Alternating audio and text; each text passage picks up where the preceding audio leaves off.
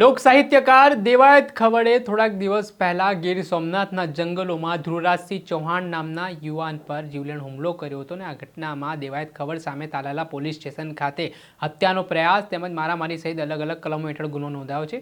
આ ઘટના જ્યારથી બની છે ત્યારથી લોક ડાયરા કલાકાર દેવાયત ખવડ ભૂગર્ભમાં ઉતરી ગયા છે। આ ઘટના બાદ જે બે ગઈકાલે કાર પોલીસને મળી આવી હતી, ક્રેટા અને ફોર્ચ્યુનર, અને આ બે કાર પોલીસે કબજે કર્યા બાદ આજે ધ્રુવરાજસિંહ ચૌહાણના પિતા તાલાલા પોલીસ સ્ટેશને અધિકારીને મળવા પહોંચ્યા। ત્યારે શું થયું વિગતે વાત કરીએ। વૈષ્ણવજન તો તેને કહીએ જે પીડ પરાઈ જાનાને રે। નમસ્કાર દર્શક મિત્રો, નવજીવન ન્યૂઝમાં આપનું સ્વાગત છે। હું છું ફૈઝાન। 6 મહિના પહેલાનો વિવાદ છે તેણે ફરી એકવાર ઉગ્ર સ્વરૂપ ધારણ કર્યું હતું। ગીર સોમનાથ ફરવા આવેલા સનાથલના યુવાન ધ્રુવરાજસિંહ ચૌહાણ પર લોક ડાયરા કલાકાર દેવાયત ખવડ અને તેમના માણસો દ્વારા હુમલો કરવામાં આવ્યો હોય તે પ્રકારની ઘટના સામે આવી હતી। તાલાલા પોલીસ સ્ટેશન ખાતે સમગ્ર ઘટના મામલે ધ્રુવરાજસિંહ ચૌહાણે ફરિયાદ પણ નોંધાઈ છે। આ ઘટના બનતાની સાથે જ હવે ધ્રુવરાજસિંહ ચૌહાણના પરિવારમાં ભારે આક્રોશ જોવા મળી રહ્યો છે। ગીર સોમનાથના જંગલોમાં આખો ઘટનાક્રમ બન્યો હતો, જેમાં કિયા સેલ્ટોસ જે કાર હતી તેને ફોર્ચ્યુનર અને ક્રેટા કાર વડે ટક્કર મારવામાં આવી હતી અને ટક્કર માર્યા બાદ જે રીતે ધ્રુવરાજસિંહ ચૌહાણના આરોપ હતા કે તેમને ધમકીઓ આપવામાં આવી, માર પણ મારવામાં આવ્યો।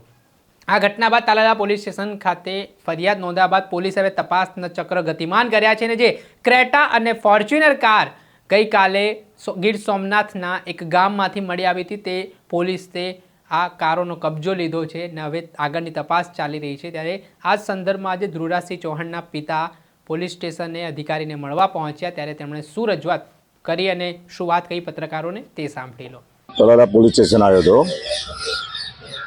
તો સાહેબને મળવા આવ્યો હતો તો આ બે ગાડી મળી તો બે ગાડીનું પૂછવા માટે આવ્યો હતો। તો સાહેબની તપાસ ચાલુ છે, સાહેબનું કામકાજ સારું છે, બધું પોલીસની તપાસ બરાબર છે।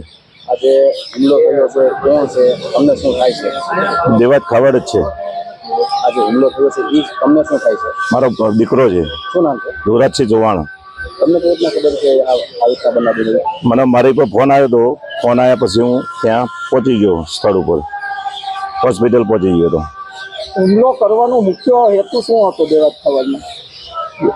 આની પહેલાં એકચ્યુઅલી એક મેટર થયેલી હતી અમારે ડાયરાની, ડાયરામાં આવ્યો નહોતો, એ ડાયરામાં આવ્યો નહોતો, રૂપિયા લઈ ગયો હતો, તો છતાં એને શા કારણથી આ બધું કર્યું છે, પણ બહુ ખોટું કર્યું છે। પહેલા પણ કઈ ધમકી મળી હતી એવું? આ ધમકી ફોનમાં બી ધમકી આપી હતી એને।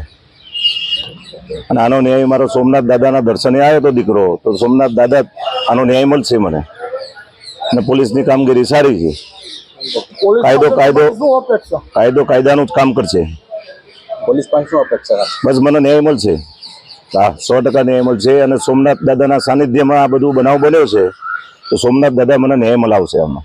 આપણે સાંભળ્યા હતા પીડિત ધ્રુવરાજસિંહ ચૌહાણના પિતા। તેઓએ આ ઘટનાના સંદર્ભમાં પોલીસનો સાથ સહકાર સારો મળતો હોય તે પ્રકારનું નિવેદન આપ્યું છે। સાથે જ આ ઘટનામાં જે દુશ્મનાવટ છે તેમણે આ એક પાછળ કારણ એવું જણાવ્યું કે સનાથલ ખાતે જે થોડાક સમય પહેલાં લોક ડાયરાનું આયોજન હતું તેમને દેવાયત ખવડને આમંત્રણ આપ્યું હતું, પૈસા પણ આપ્યા હતા, છતાં અડધો ડાયરામાંથી દેવાયત ખવડ જતા રહ્યા હતા અને તે બાબતે વિવાદ થયો હતો, બબાલ થઈ હતી અને તે જ ઘટનાની દાજ રાખીને આ હુમલો કરાયો હોય તેવું કારણ તેઓ માની રહ્યા છે।